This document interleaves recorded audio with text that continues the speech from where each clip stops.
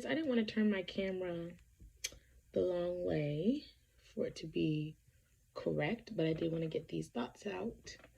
Um, I'm sitting here going over car insurance rates because since I've moved from Maryland, the rate just decided to jump up. Just simply, just because it's a new state, new area, new whatever, and they decided to take upon themselves to cancel my other policy and then apply what they wanted to apply, embellish some things, and then mail me a nice little pretty letter that I owed more. And I was like, oh no, we ain't doing this.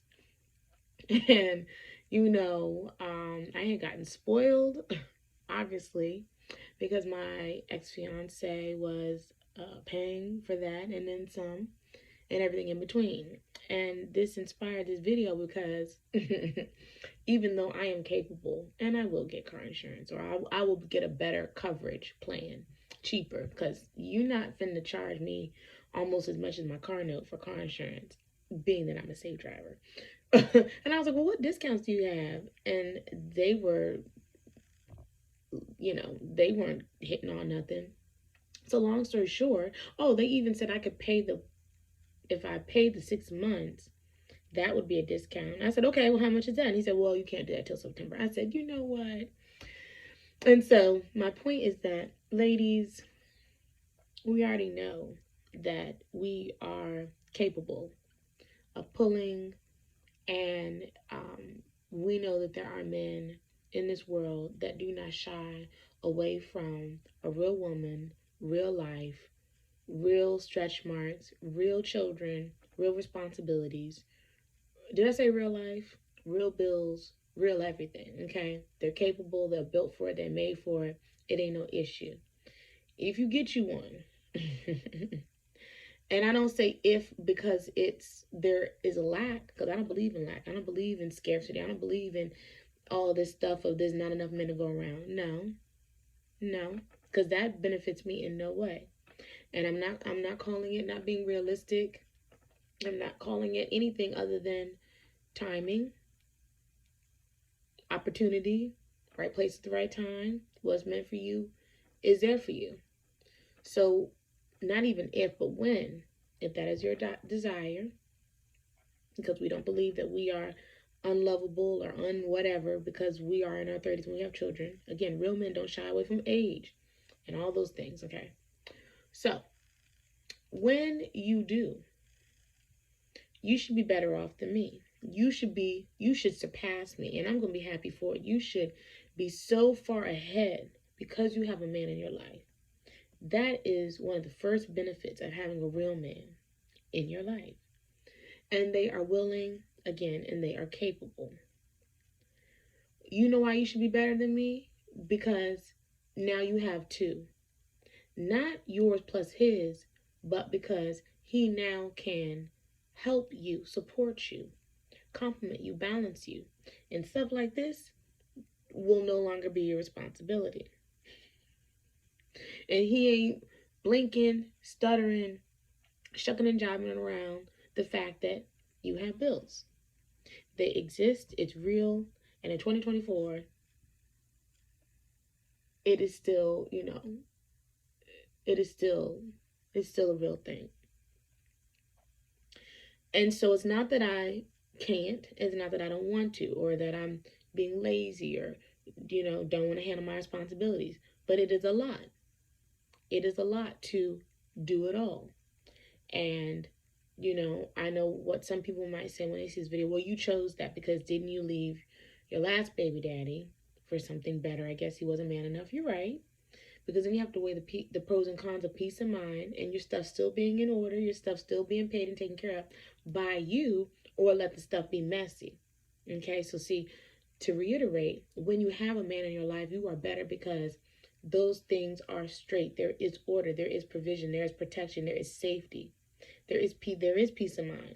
So if you're with someone that does not provide a umbrella of those things, then what is you doing? He don't have you in an apartment. He don't have you just barely making it. He don't have you going without. He don't have you waiting. He don't have you trying to figure it out. He don't have you praying on things. He don't have you doing none of that. And anything that you bring to him that is stressing you out and whatever, he is quickly wanting to alleviate those things so that you can be happy, so that you can feel better, so you can feel lighter, and like you're not worried about those things. Baby, what's wrong? What's bothering you? What's wrong? What's the issue? That little bit of money, that's not a lot of money. I got you. I got it. Don't even worry about it. Give it to me or take my card. Here, boom. It's over. It's done with. Please stop moping, pouting, walk around here looking all crazy, solemn, whatever. Okay? Especially my black men. That's how they roll. That's how they talk. I've seen my dad do it. I've seen my uncle do it. My ex used to do it. You know what I mean? So that's just how they are. They may not be emotionally available because they don't have a lot of patience for, like, what is the issue? What are you over here crying about? Why are you crying? Why are you tearing up? You know what I mean? Like, what? But it's gonna get done, and it's gonna be handled, and you can go on doing something else. So the women that I see that accept men that are like a liability, a new responsibility, another child, another issue, another this, that, and the other to be thinking about, sweating about, uh, going back and forth with. No, no. And see, this is not coming from a place of, like, again, competition, because I'm not saying that single moms aren't capable and able. I'm not saying that. I'm saying that when you have a man, you should be checking and meeting all your goals and surpassing us just simply because off of math, just simply because off of common sense, just simply because you now you have that man who is supposed to come in and cover you. And my girlfriend who did my hair, her little saying was leave to cleave. You know what I mean? And I like that, because that is exactly what is supposed to happen. So you know what I mean? Of course you're gonna have more money than me. Of course you're gonna have a certain level of status and now assets and things going for yourself, because this man is in your life, because you picked the type of man that can now compliment you. I ain't mad at you. I'm happy for you. And I believe that if that is what you want to do, you pick someone that you can at least tolerate, that is allows you to be your authentic self, that allows you to really shine and do what you want to do. We don't get into these things and these arrangements and these things that are going to suck the soul and life essence out of us. And we're living this double life just to get bills paid, just to have protection and safety. No, I'm not saying that. I'm not saying that at all. So, for example, for me, with my ex-fiance, though there were things brewing and issues that I was not willing to work through, I was still my real authentic self, and that is why I thrived for over 2 years with this man. That is why I was able to get my money up. That is why I did not come out that relationship with bags under my eyes, stressed out, losing weight, anxious, and all this other stuff. I left with grace, and I left with the bag, and I left with my head held high, because I did not sell my soul in return for provision, in return for the man to be the man and take me in and all this other stuff. Like, I ain't have nowhere else to go. Like, I needed him in that sense because I had nothing. That's not what we're saying. That's not what we're saying. So please believe that there is a narrative that if you believe it and allow it to fester, it's going to sound cringe. It's gonna sound like, oh, okay, so what you're saying is, y'all doing this transactional stuff, wah wah woo woo, and you're just selling it and they're buying it, and you're getting your kids all involved. No, I'm not saying any of that. And we really don't know this man. It's really just about this and that. Again, the real ones know what's going on. And I'm just saying that you, as you're writing your story and as you're determining the life, how you want your life, your everyday life, even the mundane, as they say, to feel and look and flow, you factor that in. You factor that in, because that's important. That's a huge part of the puzzle. And it is better to be single if the puzzles ain't puzzling, if they not fitting, if not only does he not have the means to provide for you, but he doesn't bring peace into your life. He is a headache. He is an unpleasant person. He is a Grinch and a grouch. He doesn't like kids. He's not generous. He's not, open-minded. He don't like dogs. He don't like ferrets. He don't like fish. No, I'm not saying that that's someone that I would choose just because he's, a wealthy or successful or anything like that. If we come from two different worlds, again, I would find that fine line of like, either we're meshing or not, you know, either we're vibing or not. Because money isn't necessarily everything, but it is a huge part, an important part of the equation. And I've made videos before talking about you can have a nice, sweet guy.